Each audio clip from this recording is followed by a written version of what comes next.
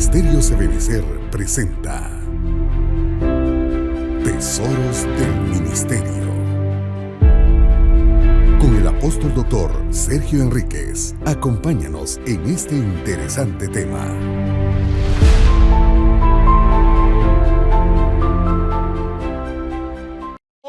Por Israel, y él se topó en su camino con algo que parecía ser la tumba del Señor. Y él puso lo que él pensaba que por qué era la tumba, y hasta la fecha se le conoce como la tumba de Gordon, y es el lugar en donde la mayoría de los cristianos aceptan que el Señor está sepultado, o estuvo sepultado, y el Señor lo levantó de ahí. Incluso yo tuve la oportunidad de entrar a esa tumba y me ve un tremendo impacto en mi alma cuando al dar la vuelta, porque la tumba está vacía, ¿verdad? Entonces había un rótulo que decía: Él no está aquí, Él ha resucitado, decía, y eso me conmovió mi corazón de una manera tremenda. Ahora, en aquel tiempo yo no sabía, no entendía por qué, al final de cuentas, si la tumba estaba vacía, ¿por qué tanto lío? Me daba lo mismo, según yo, me daba lo mismo ir a visitar una tumba vacía dentro de la ciudad que una tumba vacía fuera de la ciudad. Eso es lo que yo decía. Pero con el paso del tiempo se han descubierto cosas que yo le quiero trasladar antes de decirle qué es lo que yo quiero decirle de la Biblia, porque yo pienso que estamos en los tiempos finales y que quién sabe si nosotros vamos a vivir muchos años más sobre la tierra. A saber, no estoy poniendo fechas, no estoy poniendo fechas. Hace como un mes yo le dije, septiembre y octubre van a pasar cosas tremendas. No sé cuáles son, pero van a pasar. Y de hecho han empezado a suceder. En Israel nunca había sucedido una batalla como la que ha estado sucediendo desde 1967. Tuvo que ponerse todo el mundo, Europa, las Naciones Unidas, Estados Unidos, se tuvieron que poner las pilas para que no hubiese la guerra que se suponía habría de haber. Y hoy mismo este día, domingo, no solamente juega Guatemala contra Trinidad y Tobago. Este día, domingo, se están reuniendo en Israel los representantes de la OLP y los representantes de Israel para determinar si van a seguir el proceso de paz o si empiezan una guerra. Entonces la cosa está cardíaca. Está color de hormiga. Y nosotros debemos de saber por dónde andamos nosotros. ¿Cómo está tu vida? Si estás consagrado, si lo crees o ¿cómo estás? Bueno, entonces volvamos allá con Gordon. No con Flash Gordon, sino que con el general Gordon, ¿verdad? Resulta entonces que hace un tiempo empezaron a hacerse algunas excavaciones que el gobierno israelita paró. ¿Por qué paró las excavaciones el gobierno israelita? Paró dos tipos de excavaciones. Un túnel que ahorita lo están abriendo, que es el motivo de la guerra de ahorita. El túnel lo pararon porque los israelitas estaban descubriendo que llegaba precisamente al lugar santísimo del templo de Salomón.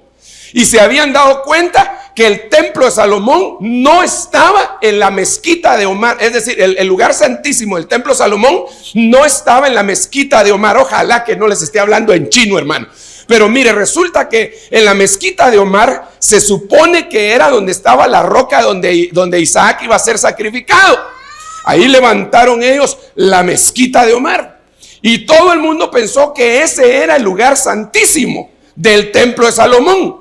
Pero al excavar el túnel se dieron cuenta que el lugar santísimo no estaba ahí, que la mezquita de Omar estaba en lo que antes era el atrio de los gentiles.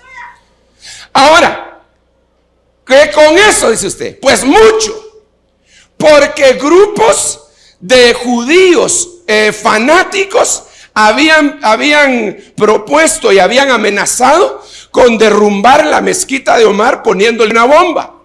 Si eso sucede, el mundo estalla en la Tercera Guerra Mundial. ¿Por qué? Porque la mayor parte de los que viven en aquella parte del mundo son musulmanes. Los rusos, que tienen en su poder armas atómicas, son musulmanes. La mayor parte de las repúblicas que se separaron de lo que antes era la Unión Soviética. ¿Me voy dando a entender? La cosa está cardíaca. Entonces viene el gobierno israelita y dice: paren eso, porque si eso lo ponemos al descubierto, entonces va a explotar Israel y va a haber otra guerra, y esto nadie lo contiene. Pues hace 14 años hubo 3 descubrimientos que yo no sé si son bueno, sí fueron verdaderos descubrimientos, pero no sé si es lo real. Lo que descubrieron es lo real o no, pero déjeme contárselo. En el Monte Nebo, un grupo de investigadores y arqueólogos descubrieron lo que parecía ser el Arca del Pacto. En Etiopía se descubrió lo que parecía ser el Arca del Pacto. Y aquello, incluso fotografiaron el Arca del Pacto, los del Monte Nebo. Pero eso lo guardaron y lo pusieron en secreto, en misterio, y nunca más salió. Eso fue en 1982, 100 años después de que se descubrió lo que era, la que había sido la verdadera tumba del Señor. ¿Me sigue la pista? Ok. Entonces resulta que a un grupo de personas, yo le tengo que contar esto, hermano, y ahí mira usted qué hace con ello después, ¿verdad? Le voy a decir yo, el concepto ministerial, yo no puedo dogmatizar porque no estaba yo ahí presente, pero el Espíritu Santo lo que sí me hace ver a mí es que, sea esto real o no sea real, el tiempo ha llegado. El tiempo es el tiempo del fin. ¿Cuándo? Yo no sé. No podría fechar porque no sé la fecha. Si la supiera yo le diría, no tendría problema en decirlo. Pero oigan pues, entonces, es que no sé por dónde seguir, hermanos, está cardíaco. Bueno, entonces resulta que un hombre empezó a tener una serie de milagros.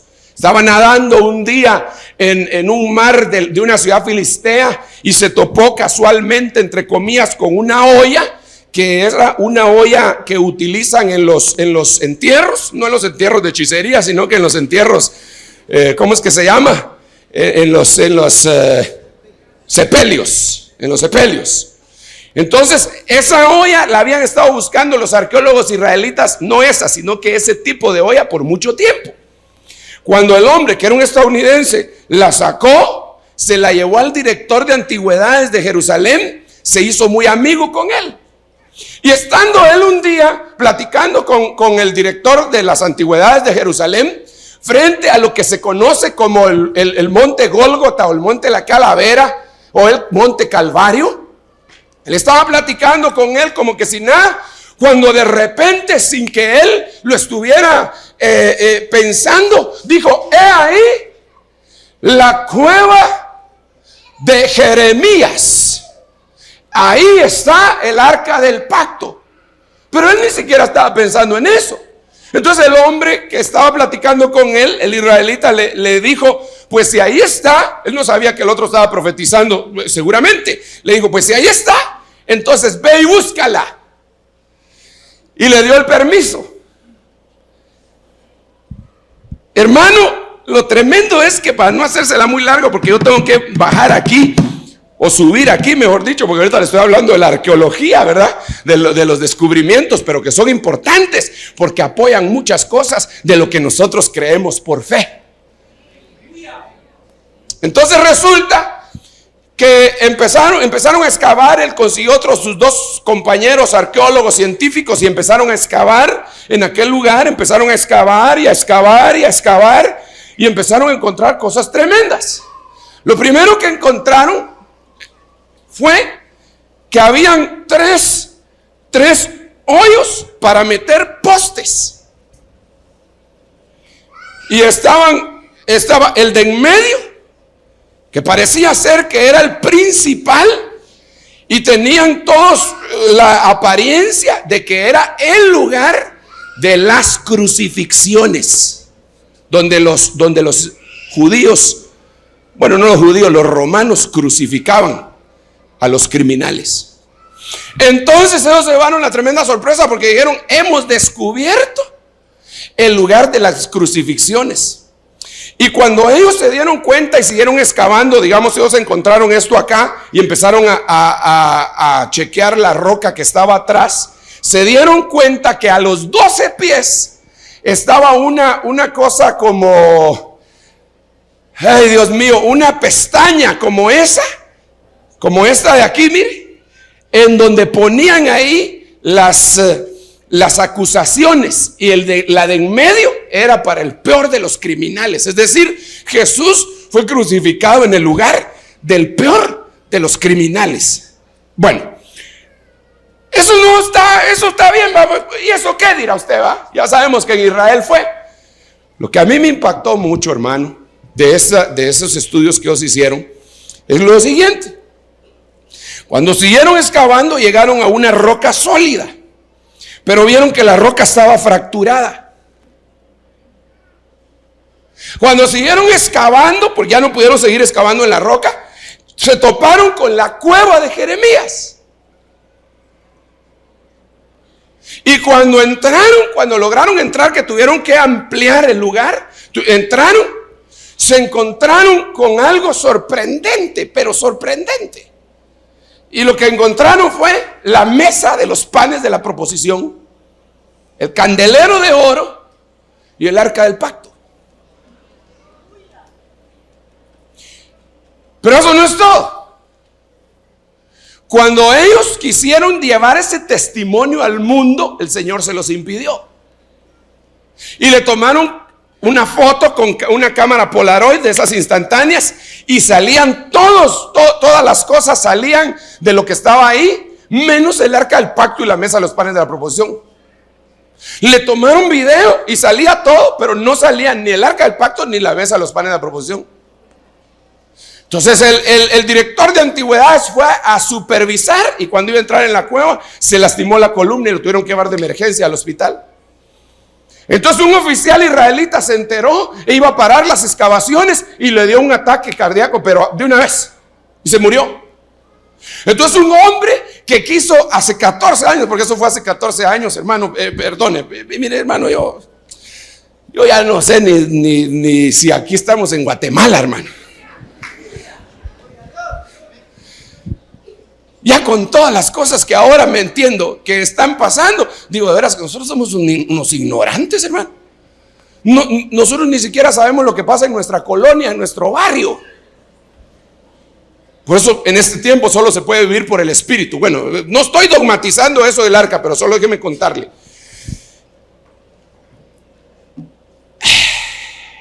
Entonces hubo una persona que quiso publicar todo porque los persiguió a estas personas y vio que era lo que estaban haciendo, y entonces quiso publicarlo todo.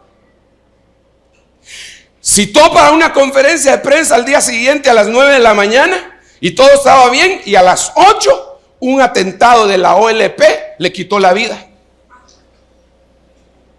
El gobierno israelita entonces entró en acción, platicó con las personas estas y les dijo que no era conveniente porque podía explotar una guerra. No era conveniente. Y entonces sellaron aquello y lo dejaron ahí por 14 años. Ahorita, 1996, obtuvieron permiso para empezar a publicarlo en todo el mundo. Y se está empezando a publicar en todo el mundo lo que ellos encontraron.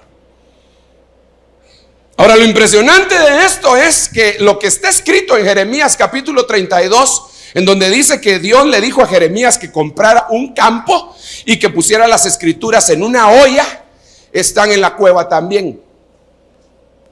Pero lo más tremendo de todo es que por la fractura de la roca, usted se recuerda que cuando el Señor murió, un soldado llegó y le hirió su costado y brotó sangre y agua. ¿Se acuerda? Entonces, la sangre y el agua, dicen los investigadores que cayó en la fractura esa y descendió.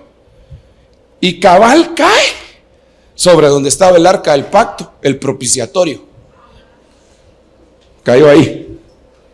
Entonces, cuando yo leí eso dije, o estos me están tonteando, o esto es demasiado exacto. Ahora, Dios no hay problema, Dios es demasiado exacto.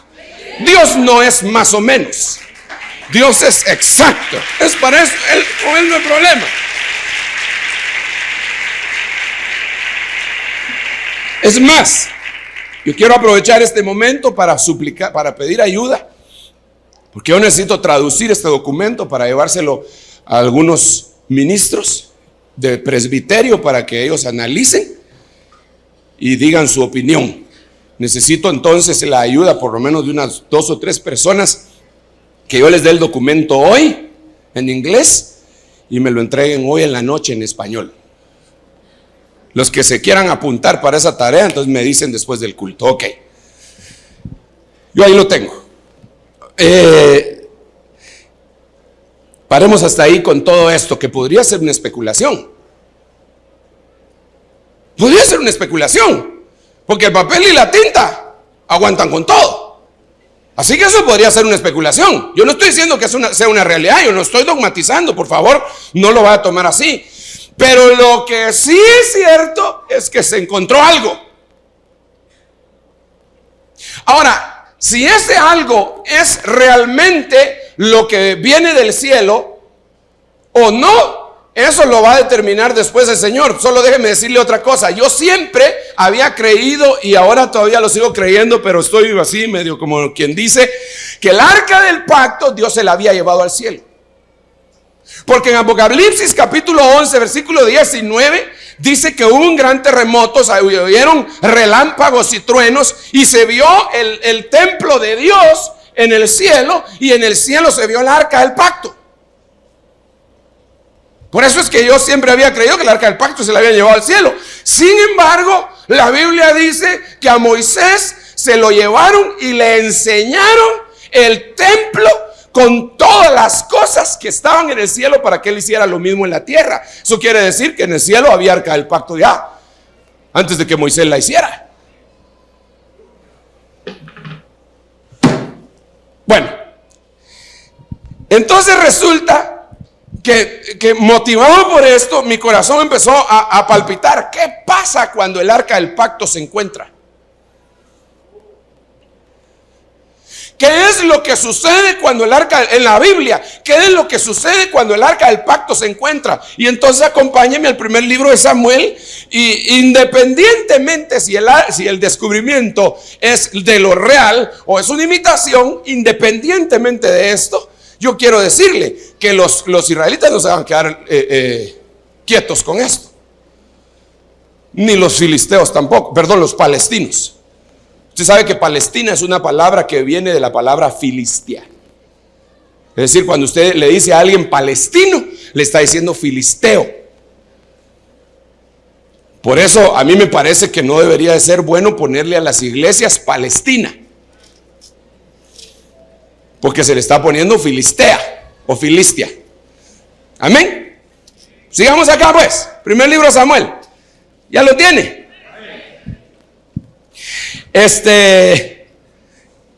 Vamos a ver, capítulo 4. Llegaba la palabra de Samuel a todo Israel, y salió Israel para enfrentarse con los filisteos en batalla, y acampó junto a Ebenezer, mientras que los filisteos habían acampado en Afec. Los filisteos se pusieron en orden de batalla para enfrentarse a Israel. Entablado el combate, Israel fue derrotado delante de los filisteos, quienes mataron como a 4,000 hombres en el campo de batalla. Cuando el pueblo volvió al campamento, los ancianos de Israel dijeron: ¿por qué nos ha derrotado hoy el Señor? Bueno, no va a seguir leyendo. Entre paréntesis, note usted que ellos fueron derrotados porque no andaban correctamente delante de Dios. No se trata de tener amuletos, por muy santos y sagrados que sean. No se trata de tener un pañuelo ungido. Se trata de caminar rectamente delante del Señor para que el Señor se complazca de nosotros y pelee las batallas por nosotros. Entonces resulta que estos israelitas que perdieron la batalla en Ebenezer, y gracias a Dios que recuperaron el arca también en Ebenezer para que quedaran empatados, ¿verdad? Si no salimos tirados nosotros también.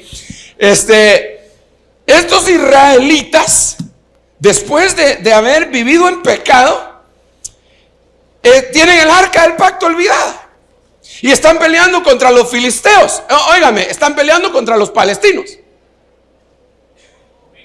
Ok, entonces están agarrándose y toda la cuestión, y de repente a alguien se le ocurre y dice: ya sé, consigamos el arca del pacto, traigámosla sobre los hombros de los sacerdotes, y entonces les vamos a ganar a los filisteos, entonces les vamos a ganar a los palestinos. No sé si me doy a entender. Lo que estoy tratando de decirle es, independientemente si el arca es verdadera o falsa, si la sacan ahorita, Israel se va a ir a pelear con los filisteos. Si sacan el arca del pacto ahorita, ya sea que sea verdadera o no, todo Israel se va a ir en pos del arca para pelear contra los palestinos, hermano. Y Oriente Medio se va a poner de la situación como jamás lo hemos visto. Entonces nosotros tenemos, ahorita es cuando nosotros deberíamos de orar por la paz de Jerusalén. Porque si no oramos por la paz de Jerusalén, el mundo entero va a explotar. Mire, hermano, cuando menos sintamos, empezó la gran tribulación.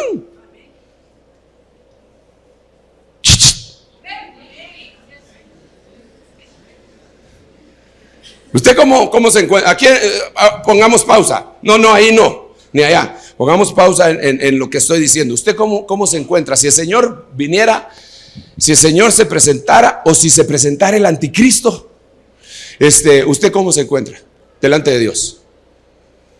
¿Está consagrado?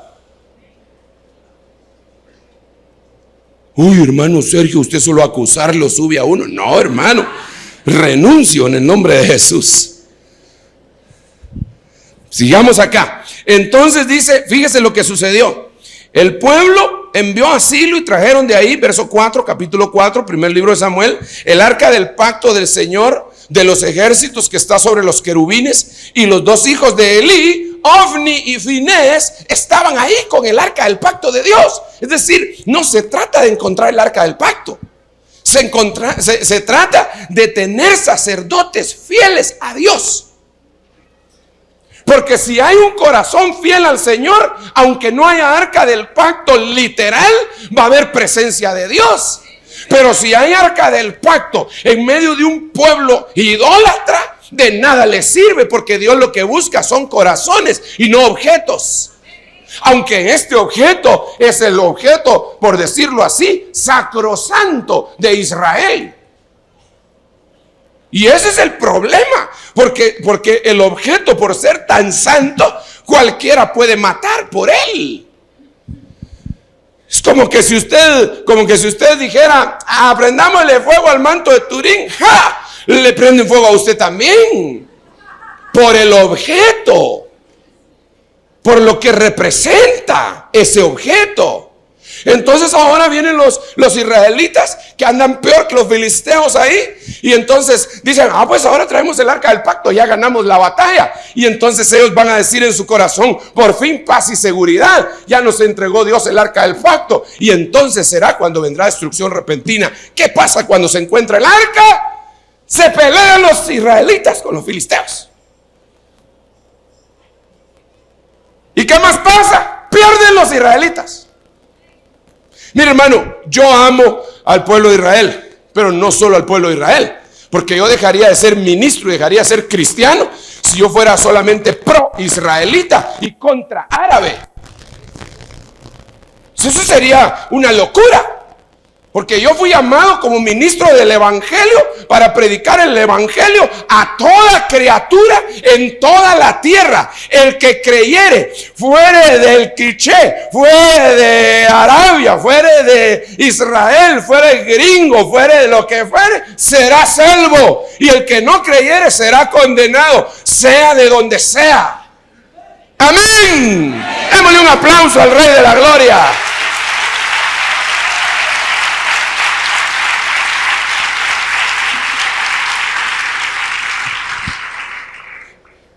Entonces, yo como ministro del evangelio no me puedo poner pro israelita. No puedo. Cuando nosotros estuvimos en Israel, nos querían convencer de que firmáramos un documento en contra de los palestinos. Y dice, perdone, pero yo no voy a hacer eso. No, es que ellos son aquí. Mire, esos serán líos de ustedes. Ayúdenos ustedes y firmen uno contra Belice, les iba a decir yo, ¿verdad? Y yo les firmo uno contra Palestina. Esos eran líos de ustedes. Mi fe no la voy a mezclar en eso. Entonces lo que yo veo que cuando aparece el arca del pacto, aunque yo también entiendo que Israel como remanente tienen promesa y Dios los va a restaurar. Eso lo entiendo también. Hermano, ¿me estoy dando a entender o no? Ok, entonces lo que va a suceder, fíjese pues, es que va a aparecer el arca del pacto y se van a ir a la guerra y va a perder Israel.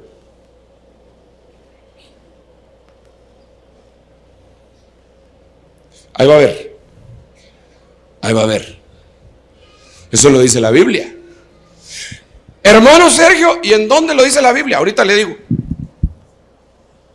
¿Sabe dónde lo dice la Biblia? ¿Se oye atrás?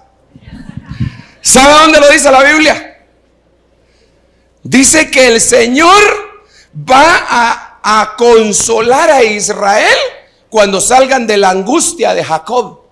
Entonces Jacob, es decir, el Israel que no ha sido convertido, tiene que ser revolcado en el desierto, igual que Pablo fue revolcado cuando iba persiguiendo a los cristianos y tuvo que decir, Señor, ¿quién eres tú? Y el Señor le dijo, yo soy Jesús a quien tú persigues. Entonces Israel tiene que ser revolcado. Y cuando haya sido revolcado, entonces se va a cumplir el pasaje de Zacarías, que se va a aparecer el Señor y antes va a derramar espíritu de gracia y de oración. Y entonces van a ver al Señor viniendo en las nubes y le van a preguntar, Señor, ¿quién eres tú? Pues yo soy Jesús al que ustedes han perseguido. Y esas heridas que tienes en tus manos, ¿qué son? Me las hicieron en la casa de mis amigos. Va a decir el Señor, y esa señora que viene contigo vestida de blanco, ¿quién es? Le van a preguntar. Y el Señor va a decir, es mi esposa, te la presento. Aleluya. Démosle un aplauso al Señor. Aleluya.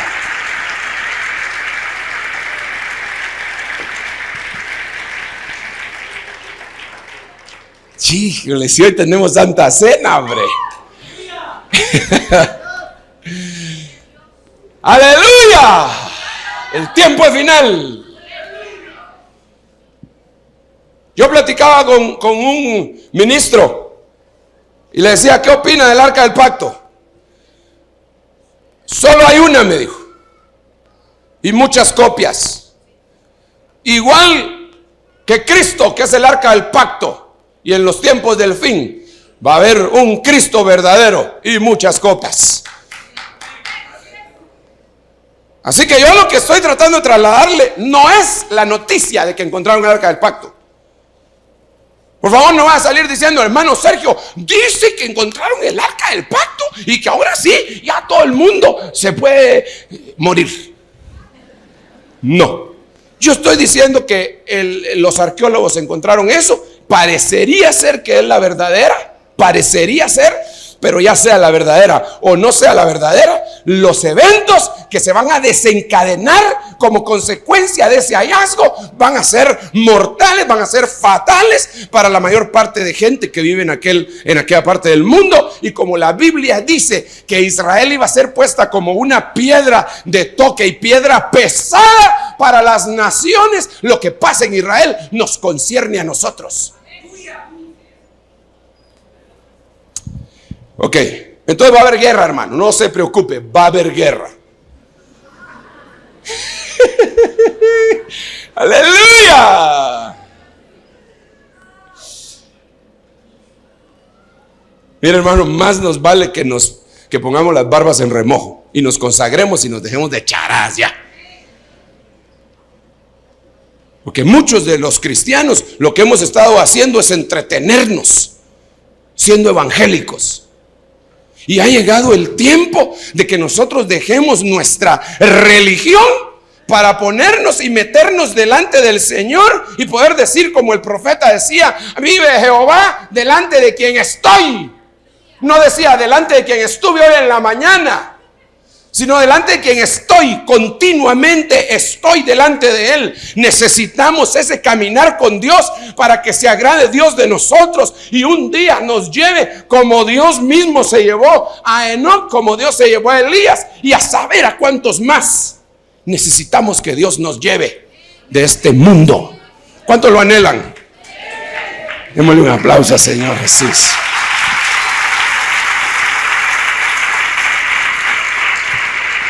Bueno, ¿qué más va a pasar?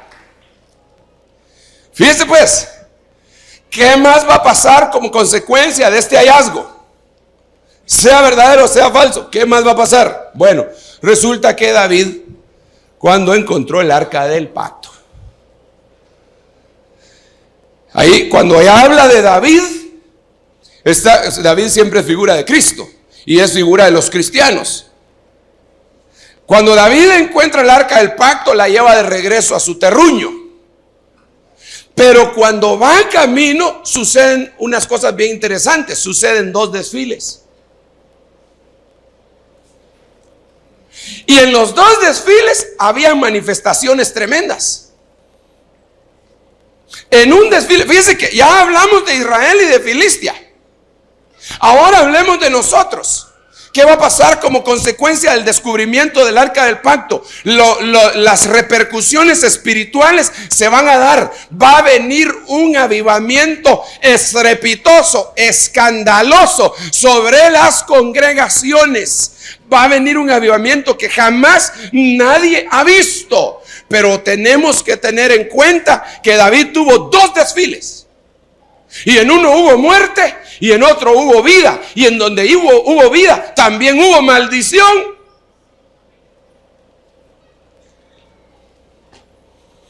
Resulta que David, fíjese qué tremendo, hermano. David recoge el arca del pacto y va danzando de regreso. Y él va contento y va haciendo una gran bulla. Pero de repente hay unos tipos que, porque la llevan en un carro nuevo, esto quiere decir que la llevan, el arca del pacto, en la presencia de Dios, porque ahora estoy hablando en el sentido espiritual, la van a querer llevar a la manera humana. La pusieron en un carro nuevo jalado por bueyes y no era así. El arca del pacto tenía que ir sobre los hombros de los sacerdotes. Y no de cualquier sacerdote, tenía que ir en los hombros de los sacerdotes coatitas. Entonces, ahora él desobedece la palabra. ¿Qué va a suceder en este momento, en este tiempo? Que un montón de ministros guiando a congregaciones grandes, multitudinarias, van a desobedecer la palabra y no van a llevar el arca del pacto de acuerdo a lo establecido por la Biblia. Van a llevar la presencia de Dios a la manera humana. Y entonces se van a empezar a dar un montón de cosas que nosotros conocemos ni más ni menos como shows. Van a haber shows cristianos.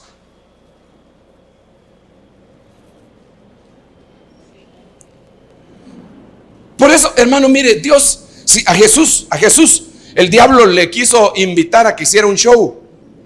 Y le dijo: mira, te voy a llevar al pico más alto No le dijo, se lo llevó al pináculo del templo. Y después, cuando estaban ahí, le dijo: lánzate.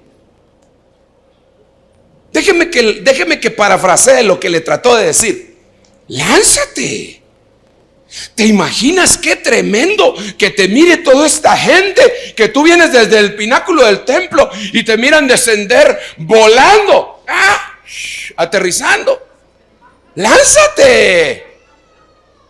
Y entonces, y no te vas a lastimar, porque a sus ángeles mandará para que tu pie no tropiece con piedra. Eso está escrito en la Biblia, Señor Jesús, si no se te ha olvidado. Porque el diablo es abusivo, ¿verdad? Y entonces, lo que estaba diciéndole era: haz un show. Haz un show con tus poderes. Haz un show milagrero. Y el Señor le dijo: no tentarás al Señor tu Dios. Eso está escrito. No tentarás al Señor tu Dios. Hacer shows es tentar a Dios. Hacer shows es tentar a Dios. Por ejemplo, yo quisiera que todos los enfermos se sanaran, pero yo no voy a forzar a Dios Señor, tu palabra dice, yo te obligo, Señor, por tu palabra, te obligo. ¿Cómo así? ¿Quién obliga a quién? Y hay gente, hermano, que quiere que todos, absolutamente todos sanen. Y no es así. Algunos se mueren. Yo conozco hermanos que tienen el ministerio de sanidad. Y conozco otros que van a orar por hermanos que están en agonía y se mueren. Y de Dios parecería, ese que nunca va a orar por mí. No, de Dios, porque es gente que no se había podido desprender de la vida por alguna causa y ya le había llegado la hora de su muerte. Entonces ellos llegan, le ministran, oran por ellos y adiós pues. ¿Cuántos quieren ese ministerio? Pero es necesario. También es necesario. Ay, Dios mío. Ay. Entonces, cuidado. Van a haber movimientos de última hora en donde van a haber shows. Se va a llevar la presencia de Dios a la manera humana. Fíjese que se han dado tantas cosas, ¿verdad? Se hablaba de una persona en los Estados Unidos, para no decir nombres, que cuando salía al púlpito se vestía así bien estrafalario, ¿verdad? Y cuando levantaba su saco así, los colores de acá y con los colores que venían de las lámparas y salía humo. Pues, hermano, digo, ¿este qué? ¿Se creyó Michael? ¿Qué? Jackson. ¿O quién se creería? No es así como se lleva el arca de la presencia. No es así como se lleva la presencia de Dios. No es con shows, hermano. Cuando tú mires show, recházalo. Cuando tú mires que alguien le está echando demasiada salsa a los tacos y que está poniéndole show a la cuestión, eso ya no es de Dios. Aunque haya empezado en el espíritu, está terminando en la carne. Eso no es de Dios. Ahora, pero, por favor, yo tengo que poner el equilibrio en esto que le estoy diciendo. Pero yo lo tengo que decir. En el desfile verdadero, viene David y el que juzga mal el desfile lo maldicen. Entonces no se trata solamente que usted venga y diga, eso está malo. Sino que se trata de que usted esté lleno del Espíritu Santo para que por discernimiento pueda decir, eso me choca. Yo voy a esperar para ver cómo termina eso. La fórmula es esa. La fórmula es esa. Esperemos para ver cómo termina. Pero de que hay desfile, con danza, con música, con pandero, con alegría, con gente que se siente como que se está haciendo más vil a cada momento y hasta llega a enseñar sus ropas interiores. Hay desfile así, hermano. Hay desfile de esa manera. Pero tengamos cuidado porque en ese desfile, después de haber encontrado el arca del pacto, en ese desfile, Mical fue maldecida porque no quiso la bendición de Dios. Entonces yo tengo que ponerle un equilibrio a usted en esta mañana y decirle lo siguiente: viene un movimiento falso. Hermano, disculpe, ¿cuántos saben que hay billetes de a $20 que son falsos? De a 100 también. Y si yo le doy 10 billetes de a $20 hoy a usted, ¿no me los recibe? ¿Ah? Inmediatamente los recibe usted. ¿Verdad que sí? Ok. Entonces hay dones falsos. ¿Sí o no? Y por esos dones falsos, si hoy Dios quiere dar dones, usted dice, no, Señor, porque hay mucho peligro. Sinceramente, mucho peligro, Señor, pueden haber falsos. Mejor no. Es que te quiero bautizar con Espíritu Santo. No, Señor, porque hay lenguas que son del diablo. No quiero, Señor. Es que te quiero dar don de profecía. No, gracias, Señor. No. Es que como se levantarán falsos profetas. No, es que te quiero dar un ministerio. No, Señor, porque como hay falsos apóstoles, entonces yo no quiero ser de esos. Te quiero dar un don de enseñanza. No, porque hay falsos maestros. No. No por las cosas malas dejes de recibir las buenas. No por las cosas malas dejes de recibir las que vienen de Dios. Dios tiene preparado para nosotros un gran avivamiento. Dios tiene preparado para nosotros grandes cosas. La gloria de la casa postrera será mayor que la de la primera. Eso es indiscutible, está en la Biblia. Pero debemos de ser cuidadosos. Aleluya. Démosle un aplauso bien fuerte al Señor.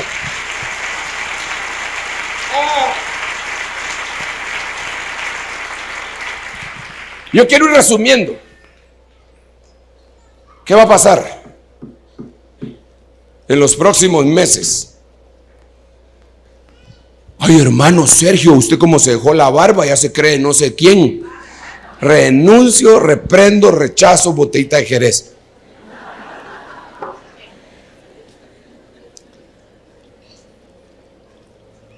Pero según lo que yo veo en la Biblia, ¿qué va a pasar en los próximos meses? Meses. No le estoy diciendo años. Meses. ¿Qué va a pasar en los próximos meses? Va a empezar el movimiento de apostasía generalizado. La Biblia amplificada en 2 Tesalonicenses dice que no debemos de tener temor porque el anticristo no se va a presentar sin que antes venga el movimiento de apostasía generalizado.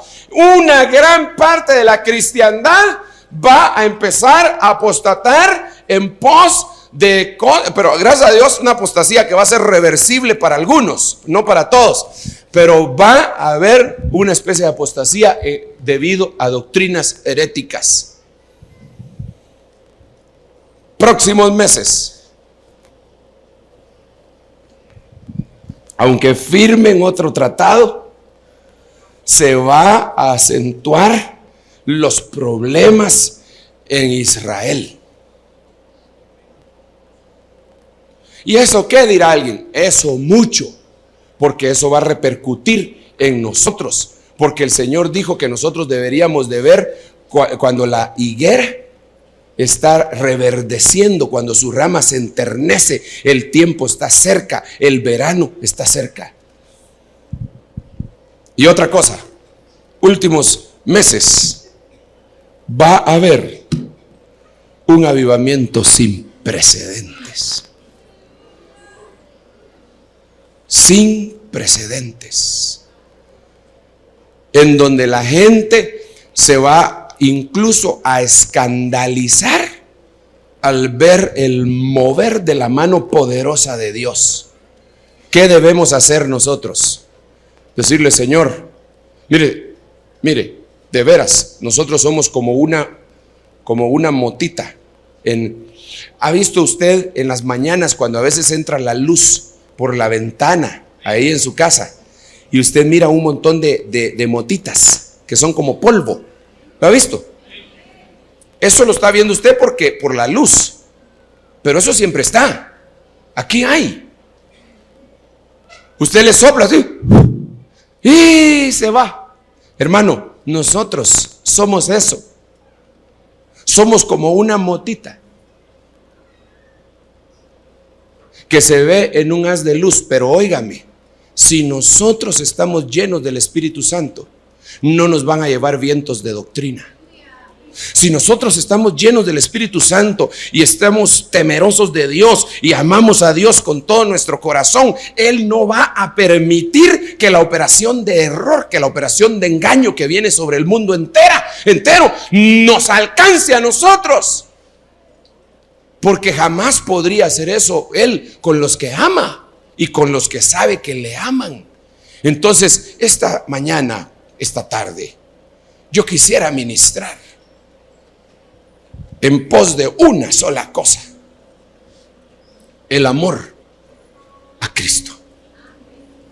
¿Por qué? Porque yo te podría dar enseñanzas y podríamos invitar a gente que te dé enseñanzas. Pero si tú amas a Cristo y tienes la unción, esa unción te enseñará. Si tú amas al Señor y vas en pos de Él, nada,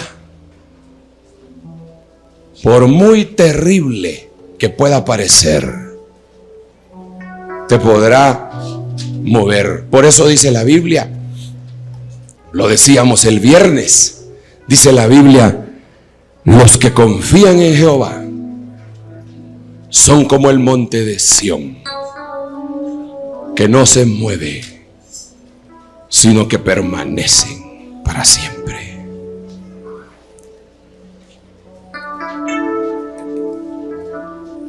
Amado hermano, el momento que vivimos es crucial. Y tenemos elementos físicos en los que Dios quiere que participemos. Quiero invitar a mis hermanos diáconos y diaconisas que lleven al pueblo del pan y del vino. No esperen. De una vez llévenlo, de una vez, de una vez. Y mientras ustedes se están movilizando, yo veo que hay gente que desea que oremos por ellos. Y quiero hacer un llamado. Si hay más almas que quieran venir al frente, algunos a aceptar al Señor Jesús, véngase. Algunos otros tal vez a reconciliarse con Él, no sé, pero véngase entonces. Mientras mis hermanos pasan, yo quiero invitar gente que quiere conocer a Jesús como su Salvador y gente que se quiere reconciliar, que vengan aquí al frente. Después les vamos a ministrar la cena a ellos, o juntos. Pero aquel que se siente indigno, inmundo, y que tal vez venía con la mentalidad de que no va a participar de la cena del Señor y que se quiere corregir, en esta tarde, véngase aquí al frente y derrame su corazón delante de Dios.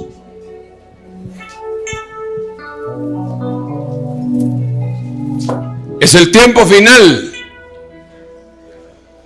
Es el tiempo final.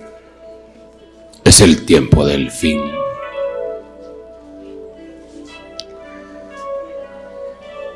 Hay mucha gente pasando, hermano. Yo voy a solicitar ayuda de los servidores, ya que los diáconos están ocupados. Voy a solicitar ayuda de los servidores, aunque no estén de turno, para que me ayuden a orar por esta gente.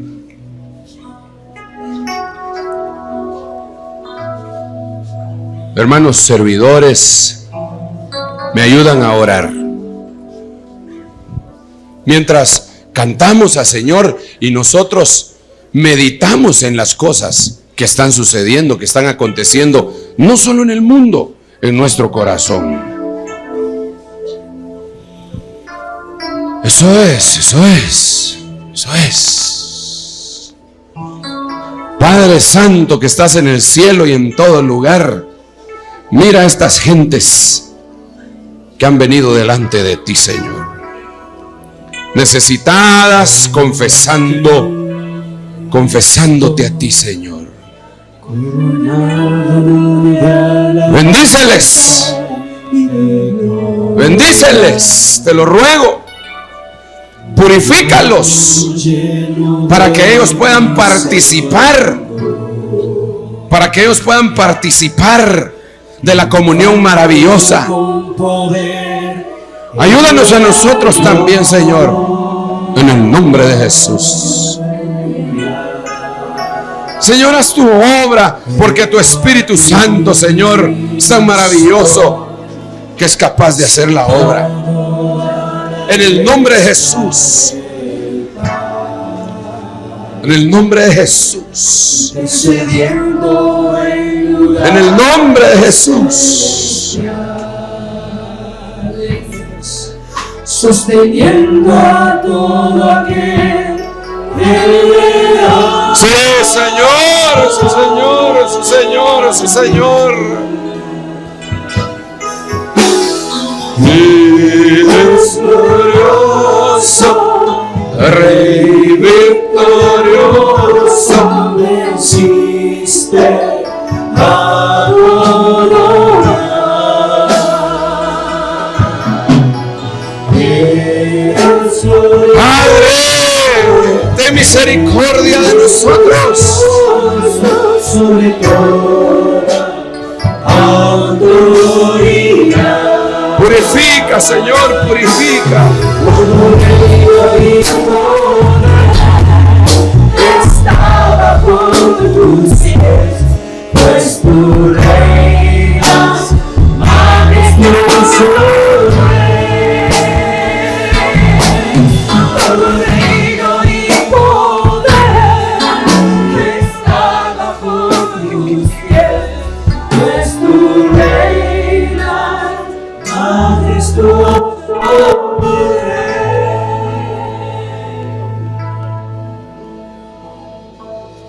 Veo a Cristo coronado de alabanza y de gloria, un Dios lleno de misericordia, triunfando con poder y gran gloria.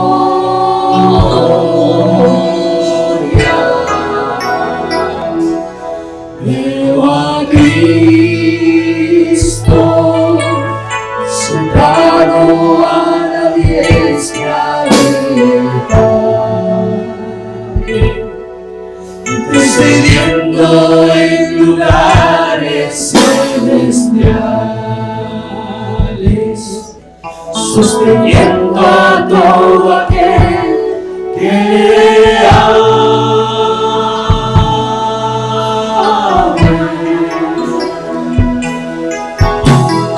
Eres glorioso, Rey victorioso, venciste a todo mal.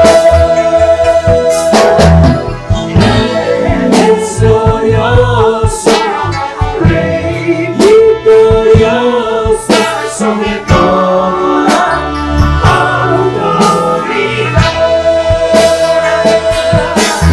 Todo reino y poder está bajo tus pies, pues tú reinas, majestuoso Rey. Todo reino y poder está bajo tus pies, pues tú reinas, majestuoso Rey.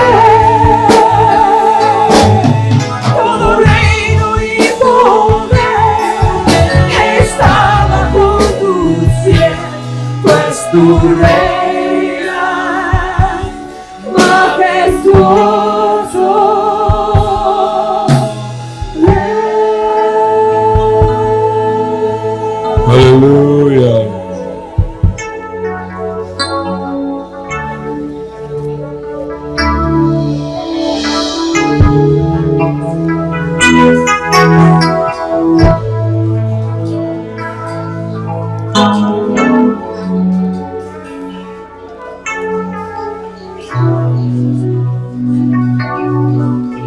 Aleluya.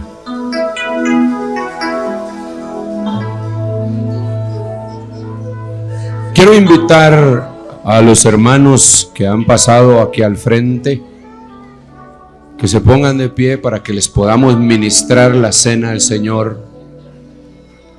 Si habías venido sintiéndote indigno e inmundo, quédate ahí en tu lugar, no te muevas. Los hermanos te van a llevar la cena del Señor.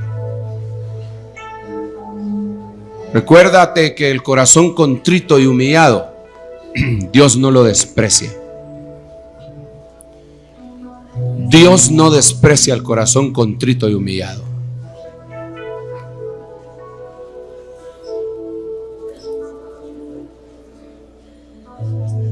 Tú que has pasado al frente,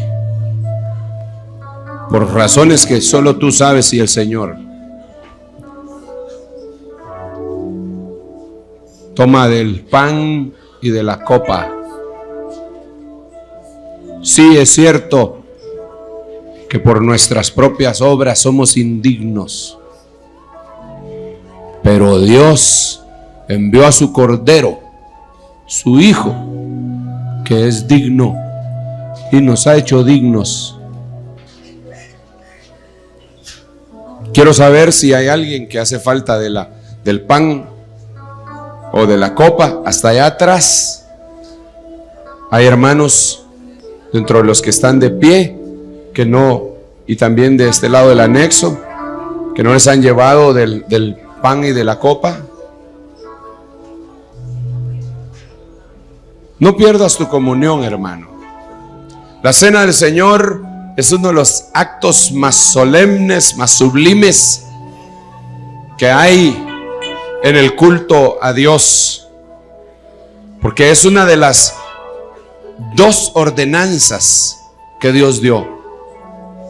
Pero una de las ordenanzas solo se hace una vez en la vida cristiana, y es el bautismo en agua. No te puedes estar bautizando todos los días ni todos los meses. Pero el que ya se bautizó en agua, el que ya creyó en el Señor, el que ha creído en la obra redentora de Jesús, ese sí puede cumplir otra ordenanza todas las semanas, todos los meses, y es de tomar la copa y el pan en comunión con hermanos, como lo hacían en Hechos capítulo 2. En otras palabras, esta es la única ordenanza que Dios da de algo que debemos hacer y que lo podemos hacer juntos. Y las dos ordenanzas anuncian la muerte y la resurrección de Cristo. Tenemos todos ya del pan y de la copa. Déjame leerte unos versículos de ese bendito Redentor. Este es el pan que desciende del cielo para que el que coma de él no muera. Yo soy el pan vivo que descendió del cielo. Si alguno come de este pan, vivirá eternamente. Y el pan que yo también daré por la vida del mundo es mi carne. Los judíos entonces contendían entre sí diciendo: ¿cómo puede éste darnos a comer su carne? Entonces Jesús les dijo: en verdad os digo, si no coméis la carne del Hijo del Hombre y bebéis su sangre, no tenéis vida en vosotros. El que come mi carne y bebe mi sangre tiene vida eterna, y yo le resucitaré en el día final. Porque mi carne es verdadera comida y mi sangre es verdadera bebida. El que come mi carne y bebe mi sangre permanece. Ministerios Ebenecer presentó Tesoros del Ministerio. con el apóstol Sergio Enríquez. Esperamos que este mensaje haya sido de edificación para tu vida. Acompáñanos los días martes, jueves por Rema TV.